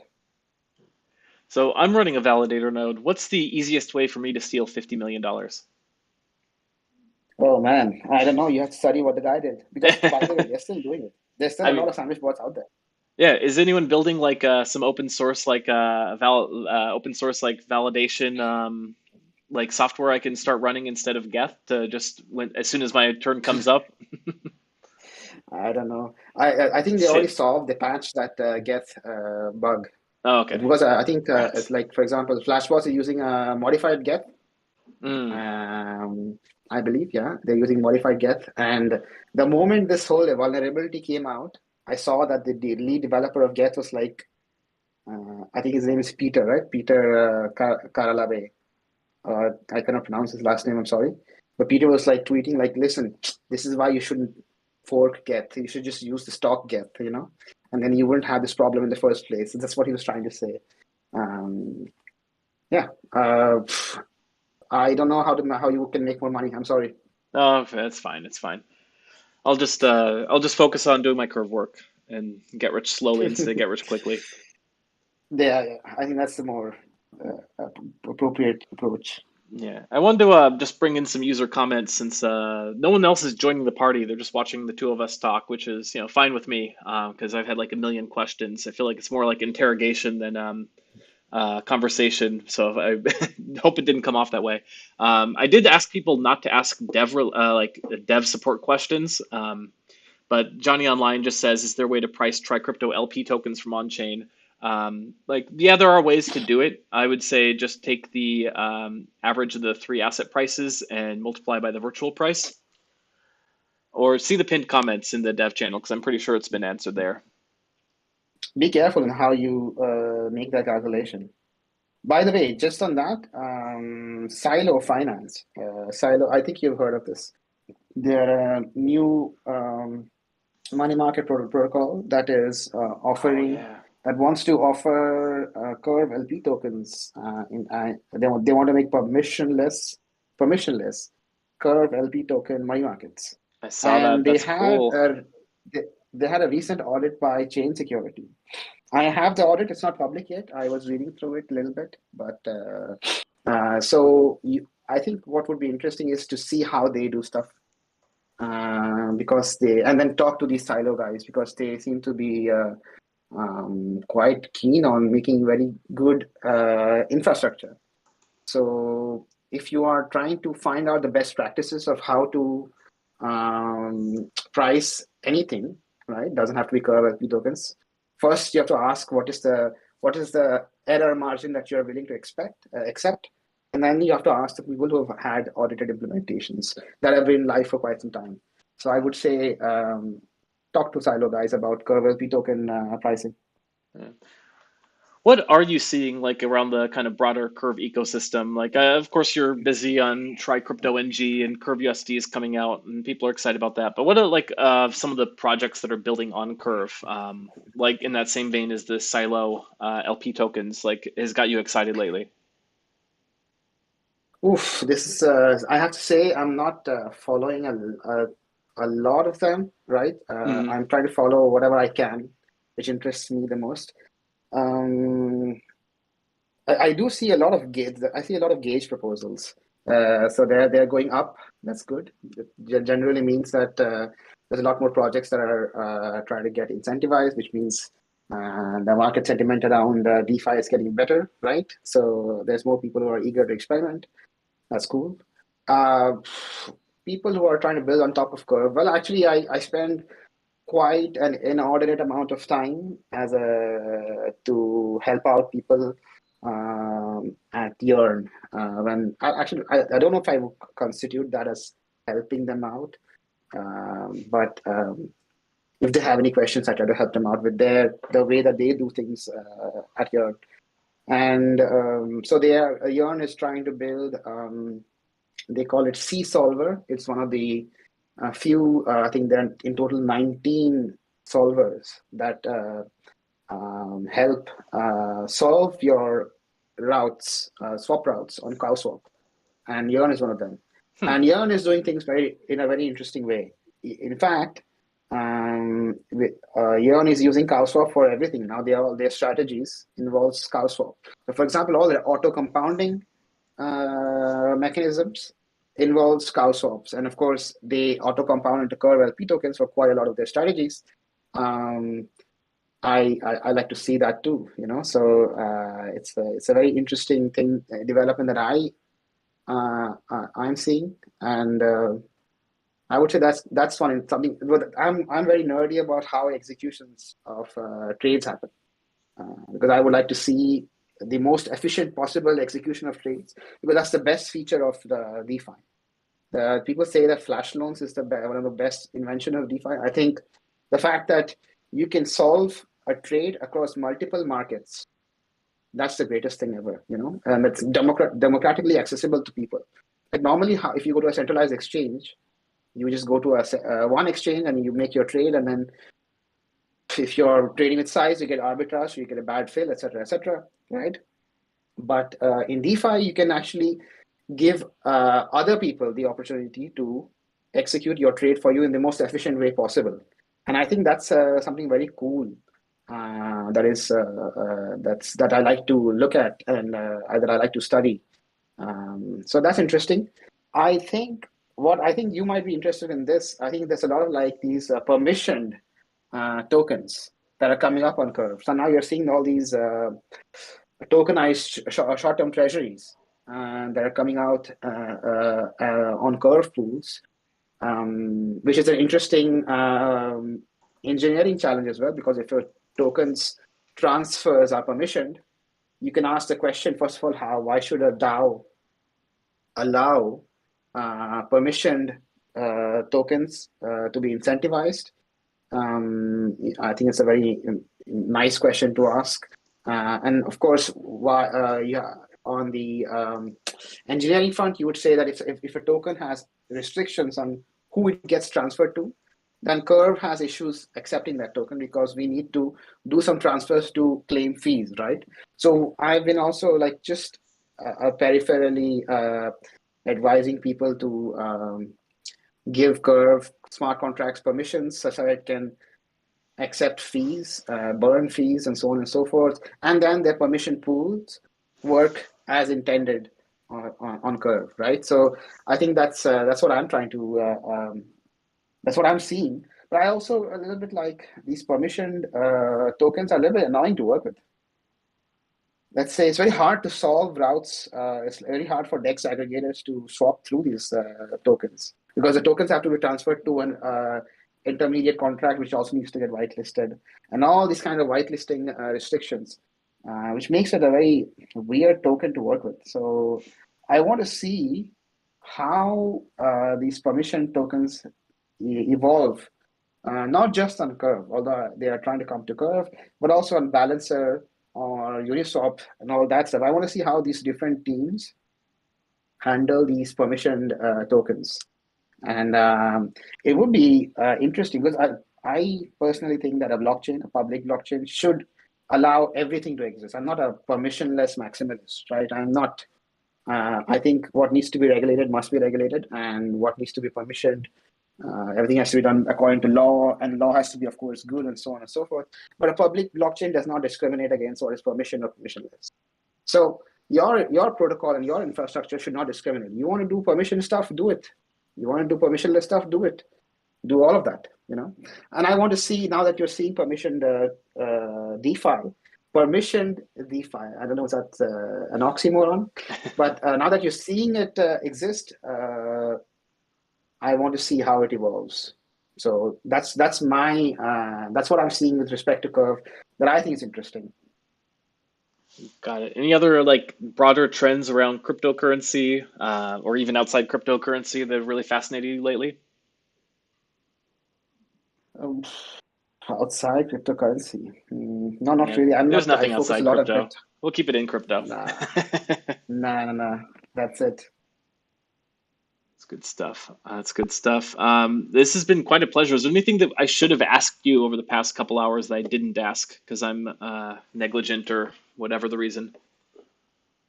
No, if you didn't ask me something, you could ask me again another time, maybe when I'm free and if I have things to talk about. Um, I think we are all excited about Curve stablecoin launch. Yeah, So I think, what are your predictions for that? Let's take it back to the thing that now that we've lost all the people through the dev chat, what do you think? Price go up? Not financial advice, of course. price, I hope the price stays at one. We're talking about stablecoin, right? Oh no. Curve token. I've overinvested by a Oh, lot. yeah. Me too, by the way. Me too. But can the devs do something here? Yeah, right? I hope so. They're sitting here Where are talking these and going and devs? drinking beers instead of coding. What's going on? Yeah, if like imagine like we work for a DAO, so if a DAO holder who has a significant amount of Curve tokens finds us drinking, he's gonna take out his whip in the middle of the road and start whipping us. Like, get back to work, you slimy core contributor. Number go up? I don't know. I think it goes Let's down. see. I think Curve tanks after Curve USD releases. I think the number can go up, but it can also go down. But if the True. number stays the same, it's kind of like, I don't know. Actually, the number has been staying the same. It Have has, you yeah. observed? I think Ethereum is going down, but Curve is staying up. people mistook Curve for Curve USD. Well, the ranking of it has gone up. It used to be like around the 100th token on CoinGecko, and it's up to like 60, 70th. So it's staying the same, but I guess other coins are falling off. What? I just noticed that too, by the way. I thought it was at 100. Yeah, you're right. So, and then Convex I saw recently made it back in the top 100.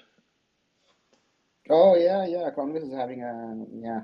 So it's like Convex, I think it would be cool if they, because now ZK Sync is coming out, which means that ZK Sync needs to be alive for quite some time. And then one day we could have decentralized voting on ZK Sync for Convex. yeah, And then it would be very cool for C2 and Vinny because they can finally retire and have a chill life, because they built something very cool and they just need to work on making it permissionless and less centralized or less reliant on them. And then I think it would be quite cool. So with regards to price, I really don't have any prediction. I hope it goes up. Lithium in the I hope I comments. hope Oh, go ahead. I hope we have some nice lending markets in for Curve ETH LP tokens. I think that would be pretty cool to have on Curve USD. Yeah, we'll see. That would be cool. Yeah. I mean, I think I'm excited about Curve USD releasing, but I'm not as excited about the pure ETH as the only collateral. I think once you start adding in the other tokens to collateralize Curve USD is where I think it starts to get interesting for me. And I don't think Yeah. that's probably not even in the pipeline for 6 months is my guess. I think it's just kind of Mitch Wills and the DAO's choice on that. Lithium in the comments writes, did Rotkey team app fixed their queried transactions to track Curve and Convex deposits or not yet? I don't know anything about Rotkey. Do you know what Lithium's asking about? And it is in Oh, the Discord chat here. If you click the chat I know. next. Yeah, I checked. I saw. I know Michael is he likes Rotkey because it's a wallet that is hosted locally, and there's no weird shady shit happening on Roadkey, so he likes it on that level. And when there were issues, that's it. He tried to use it. He tried to use your Roadkey, but he found that Roadkey was not doing the stuff that he wanted to do. And so Mitch, one thing that he hates the most in the world is when things don't work like when they should. Yeah. He doesn't like it. So he made up some public comments, and then immediately the Roadkey developers were like, "Okay, yeah, we can do it, but we of course need some funding, etc." And I believe Michael, it's what he does with Roadkey. It's not something that's known to me, but I believe they have some. I think Roadkey is now trying to integrate Curve better and better. That's the last thing that I heard. I have to say I don't follow up with that story. So. Yeah, a couple of random one-offs. So I'm going through your Twitter feed lately. I brought up this tweet, which I haven't looked into, so I'm curious if you can explain it to people. This was you retweeted Dean Eigenman, who wrote, here's a detailed post showing where Medici is headed. And you commented there was an interesting real-time risk metrics used by institutional grade yield farmers. Like Yeah, what? Dean is a really OG when it comes to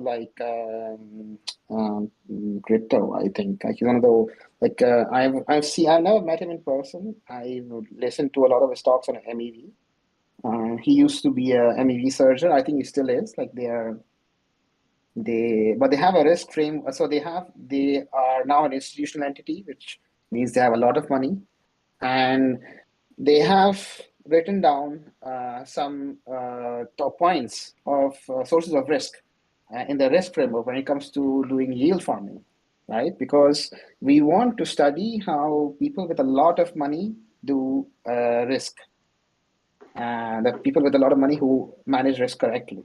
And I think it's cool to see that these people are publicizing how they look at these kind of how they define risk, and it looks like they've given quite a lot of thought on how risk is defined in coming up with the yield farming strategies. And it's quite interesting because I was listening to that talk by Dean Eigenman on MEV, so they do a lot of arbitrage, but arbitrage transactions, when you automate them, you need to be very careful on what you are interacting with. Sometimes you can interact with malicious tokens. So, for example, when they were building their arbitrage bot, they were looking at the bytecode of tokens that they were arbitraging, and they were checking it against safer tokens to see if there's some random code that is being added to it. Like, does a transfer function have more bytecode or less bytecode than safer tokens transfer functions, for example. So they had this kind of real-time risk metrics that they needed to maintain because they were building searcher algorithms, right? Searcher bots. So when I saw that, I thought that these guys, they've seen some shit, and they definitely know what risk means. So when they are talking about risk in terms of yield farming, I think if you read through the article, and I think it's quite interesting to see how they are trying to categorize risk. Yeah. Interesting stuff. Do you want to take a minute to call out ETH ABI because they're impeding both of our work, or has that been No, fixed? I will not. Okay, I don't want to. I don't want to shit on devs. I think. fair. I think. By the way, if you are having issues with ETH ABI, Do you find a there is workaround? an ETH. Yeah. So there's ETH standard lib, which is a Okay. Python package that was written by Ed actually. Oh, nice. So and I think that's a very good replacement for anything that has to do any issues that you see on ETH ABI. All right. I'll So ping yeah. you this weekend, so we don't have to waste user time or listener time on that. No, Um, it's all right. No problem. It good was very stuff. frustrating, man. It was very frustrating to deal with it. Yeah, understandable. Oh yeah, this random one. This is a post by Naga King, who should get back on the Okay. show. It's been too long. New plotter starting Yeah. to look good. What's this new plotter? What's being visualized here? So I have to, for people who are listening, Naga and Chano are two people that are hired They received a grant from the Curve Grants Council. Actually, we should. I think we should have all of these successful grant applications be made public to the people, such that people know how a grant was applied and how it got, how much funding it got, and what made it successful. I think these kind of transparency things needs to happen. But they got funded to work on Curve Sim, which is a simulator that takes curve pools and their different parameters, and it basically makes so-called toxic trades against the pool, right? So if you have, so it's trying to optimize the pool against toxic trades. So let's say your pool only had arbitrage transactions, so-called toxic. I think arbitrage is good, but it can be an issue for LPs. So if your AMM only has toxic trades, um, how do you tweak your amplification? So the amount of liquidity concentration and the fees. How do you tweak it in a way that, despite the fact that majority of your volume is toxic, how do you still make money, right? How do LPs still make money? That's the entire point of Cursen, of what these two guys are trying to do. And this is an example of what you see on screen. For people who are listening, it's a plot on the two-dimensional plot. On the y-axis, you have the pool's value. On the x-axis, you have time, and you have multiple lines for different pool parameters, and then that in generally tell you over time which parameter gives you the most amount of value to LPs, knowing that all trades that happen on that pool were arbitrage trades. So so-called toxic trades, informed trades are supposedly bad for LPs. So they are trying to build visualization tools that help people make decisions on how to optimize curve AMMs, and I think their tools are quite good. So they have done a very good job documenting their code, trying to make it legible. And I think Naga and Jano are also spending a lot of time trying to explain to people how curve math translates from the mathematics to the Viper implementation. I don't believe their paper is out yet, but they're trying to do the stuff that is very cool.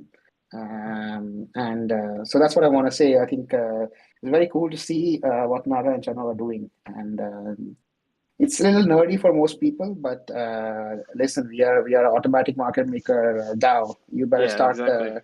Yeah, if people don't Like want you can't. nerdy, they should be like NFT podcasts or something, right?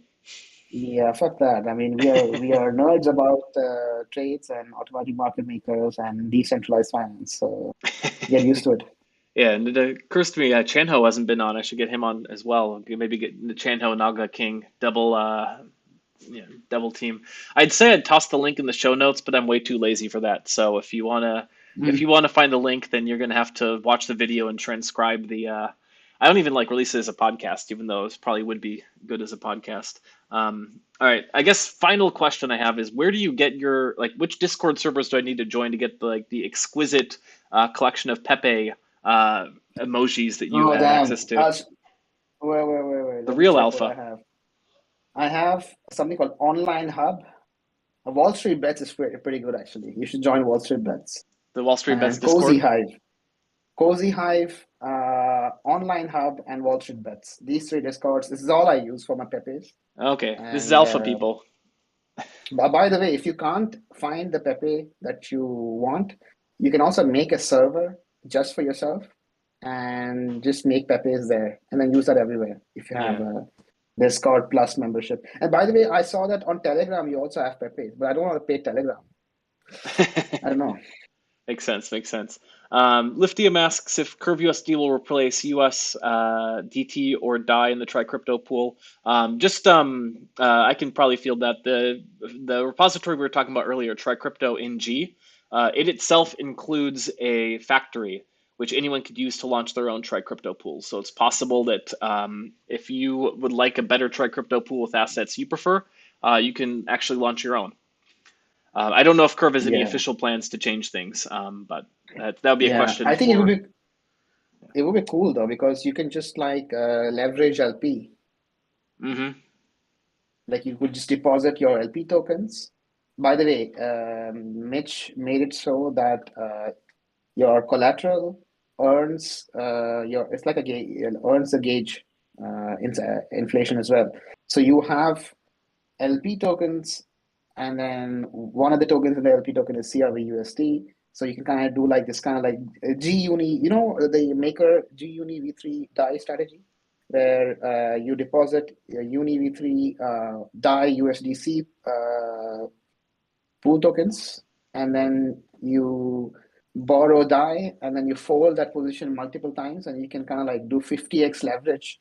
And the reason why you can do 50x leverage on Maker Oasis is because they have set liquidations to they've set liquidations, they've disabled liquidations basically. That's why nobody got liquidated in this the recent depeg. Otherwise, you would have seen crazy liquidations like 200, 300 million dollars or so getting liquidated from Maker. But yeah, Excellent, excellent. so we might have something similar to that with TriCrypt. I believe the TriCrypto would actually be a better token because it's less volatile than ETH. Yeah, And that means that it's a much better collateral than ETH. yeah. I should have thought of that too. Yeah, I'd agree that that might be a really good one. Yeah. So And I believe the CRV USD stablecoin pools are going to be independent pools. So two coin pools, but multiple two coin pools. So, but I don't know if I don't know what Mitch has designed there. I have to say I'm not extremely involved like other people on the team when it comes to Curve USD. I am just a spectator of whatever yeah, they're trying to achieve. So it's cool. yeah. I got Mitch to agree to come on to a Llama party right after Curve USD gets released. But that was like it was Oh. like 2 years ago when I asked him at this point, so he probably forgot. I need to bother him again because just in case that comes up in the next year or two, it'd be good to have him on to answer some of these questions. Oh yeah, he's a very he's an like Mitch has very interesting ways of has a very interesting way of looking at stuff.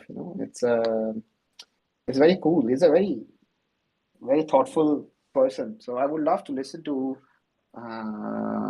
his opinion about how Curve USD is performing If he and so does, on and so forth. if he does join, I hope you'll participate, be an active Oh participant, yeah, because oh I yeah. think I can ask some questions, but I'm too small brained. We need to get we need to have big brains like you to be able to like really grill him on the some of the finer points of the math.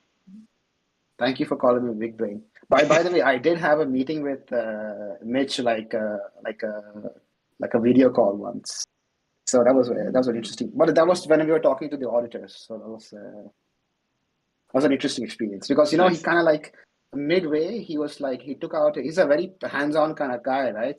So he takes out a piece of paper and pen. He starts explaining how the curve works, and he started like he's just taking out a piece of paper and he's writing it down and he's showing it to people like on a video.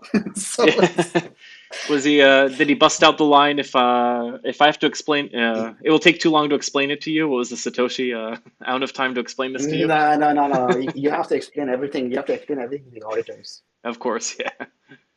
Satoshi never got an audit though. No, he did not. All right. They're saying now it's Tim Cook who is Satoshi because of that white paper in the Oh no. MacBooks. Actually, I have to check that. Actually, I don't know if it's true. Is it true that the Bitcoin white paper is suddenly in the MacBook? I don't know. I'm not typing something into my terminal that people post on Twitter. Do you realize how easily it could get wrecked just pasting random command in? Yeah, I mean, do you realize how weird it is that they just put a PDF in everybody's MacBook with a software update? I mean, they do that, but this is kind of weird, right? No, yeah, Sure, I like it. Like I think there's some wage slaves who are stuck at like Apple just collecting their paycheck and want to like they just want crypto to moon so they can quit and retire. So I think that they just snuck it in so could that they be. could. Could be. I think it was like, Tim was like, fuck this Elon guy. He put Doge on Twitter. Now I'm going to put the Bitcoin white paper maybe that's what happened. You don't know. I don't know. I don't know. Your guess is as good as mine. All right. But I'm actually sorry. Oh, I please. just want to say that it would be quite cool if Apple really went in on this super seriously and they started building services for wallets. I think that would be pretty insane, I right? think it's going to happen, to be honest. I think it's because, I mean, like, there's great engineers in Silicon Valley, and a lot of them are pretty crypto pilled. I think, like, right now, the US government's a little bit too hostile for them to, like, take any overt action. But imagine at some point in the next 10 years, maybe we get, like, regulators backing off. I think some of these Man, companies are going to see the writing on the wall and be like, if we don't release this stuff and, like, get our piece, we're going to get left behind. And that's going to they cause, have like, they have literal slave laborers in China, oh, yeah. these Apple people. So I don't think it's a regulation issue, is it? Because they've been doing shady shit in China for quite some time, you know? Yeah, but slavery So is basically legal there, right? The slave labor. it's not called slavery. I think it's called something else. But All right, within the U.S. though, I think it's kind of like right now, like the Treasury Department is just like we don't want to hear anything, we don't want to see any crypto stuff. So I think they need to keep it a bit off their balance sheets if they want to stay close to the money printer when it resumes. And that's where a lot of businesses yeah. get money. So I get it. In the United States, like they got to play that game. They play the game in China as it exists. But when the game allows them to do it in America, I think you're going to see more of it. Yeah, Apple is gonna pounce on that like crazy because I believe like I have to check the Uniswap wallet. So I think most people know that Uniswap has a mobile wallet now. Yeah. And they have some blog posts that I think we can read, and they talk about the technological constraints of developing on iOS and so on and so forth. Is So, it allowed in the oh, Apple they App bought Store? I didn't even check that. no, then it's not in the App Store. I didn't know they bought Rainbow Wallet, but it actually explains why Uniswap looks quite. Everything looks like it's the guys at Paradigm. They have UX designers, and I think they're just designing the UX for everybody, and they all look the same now. So Here's the article. Uniswap wants to launch crypto wallet, but Apple says not so fast. The company that's behind the top crazy. By the way, decentralized exchange that says head Apple's standing in the way. that headline is crazy. You see the amount of power Apple has. It just said, "Oh, you want to build a wallet?" Well, no, actually, you don't want to build a wallet because I didn't tell you. It's acting like a government. It's kind of insane what's happening because if you build an app on the App Store, by the way, please correct me if I'm wrong. I'm not an iOS developer, but let's say you build an app on the iPhone and there are any kind of transactions that happen through it, it costs more. So Hmm. now there's something new coming out in the UX side. It's called progressive apps, right? It's Hmm. basically Safari websites that you can just use as apps. So they're trying to build mobile Safari experience like it's like an app, you know. Hmm. And then you don't have to go through the iStore anymore, and you don't have to pay Apple these kind of like crazy fees. I think that's what's happening. So it's quite I interesting went to through the see that. process. This is like 5, 6 years ago, or maybe longer. I went through the process of building an app and putting it in the App Store and releasing it and everything, just to see what it was like. It was a pain. Like I wasn't even doing any in-app payments with it. It was just like a really simple messaging app. But then I moved on to Yeah. crypto. More, no, it's Yeah. permissionless. You can just launch anytime you like, as long as you have a wealthy benefactor that can pay the gas. Yeah. Or you can have a DAO to launch the contracts for you, like how Gear did it. That's true. That's true. What's the Gearbox? Yeah, you can do that. Man, one of Okay. these days, I'm planning on doing one of these. Like, I think Joe Rogan does like 3, 4 hour, like long talks with people. One of these days, I really hope to get there. But I kind of am running out of steam at about 2 hours, and I have a dog Yeah. outside that needs to go to the bathroom, and you need to get to the bar and enjoy some beers, I understand. Yeah, I do actually. It's Friday, man. Yeah, exactly. So I'm gonna let you go. Puffer points out we should just bring Balaji on and do 5 hours. I don't think Balaji's talking Oh, anymore. I think Balaji went real no, he's quiet after Bitcoin has been steady for the past week since his prediction. Balaji is an interesting cat. He has some nice things to say, but He's super um, smart. I'd love to have him on. I don't think he'd do it, but it'd be great to have him on. And he can sit there and pump my bags all he wants with his own yeah, credibility on the line. yeah. Me too. I mean, he's Indian, right? So I'm Indian Hmm. too. So when I see an Indian person have a lot of influence and people listen to them, and I'm like, normally I like to see that. It's just maybe it's a nationalist pride of mine. Yeah.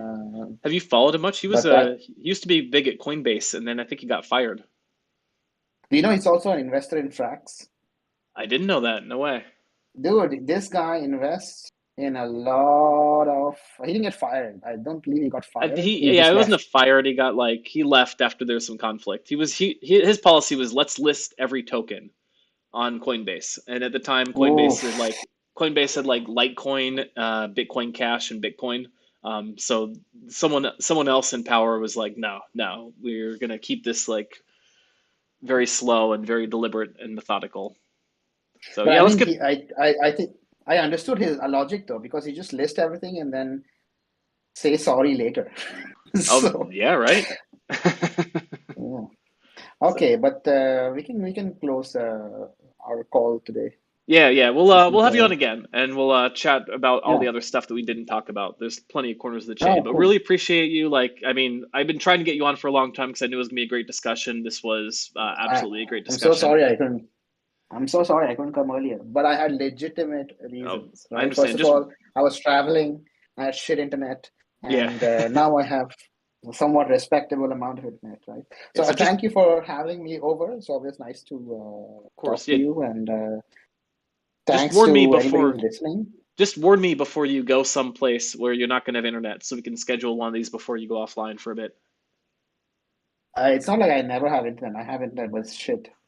Actually, this time I was in India. I set up the highest speed internet possible in my parents' house. Yeah, you know what's That's crazy? why. Okay, I know I keep What's that? dragging this out.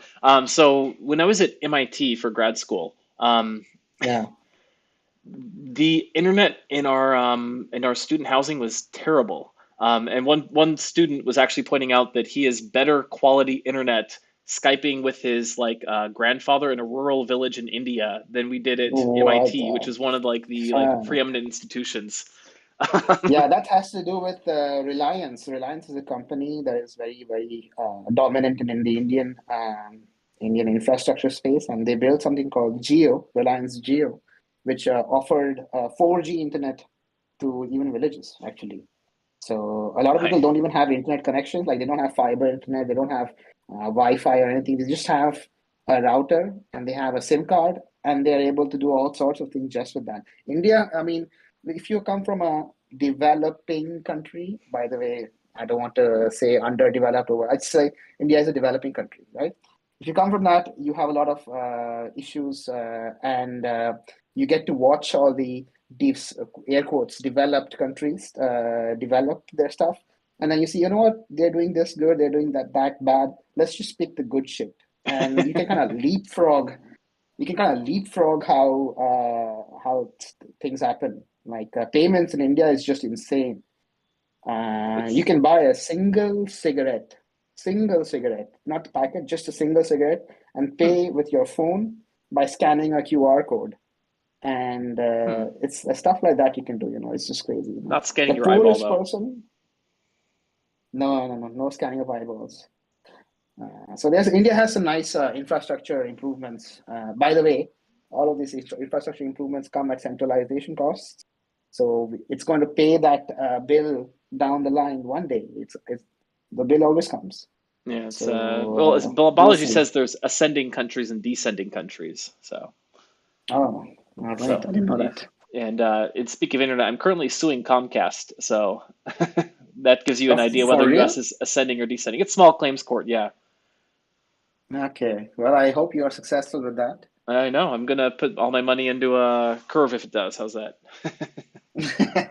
All I'm just right. All kidding. right. I'm just kidding. All right, Fiddy, really appreciate it. Well, looking forward to chatting with you soon.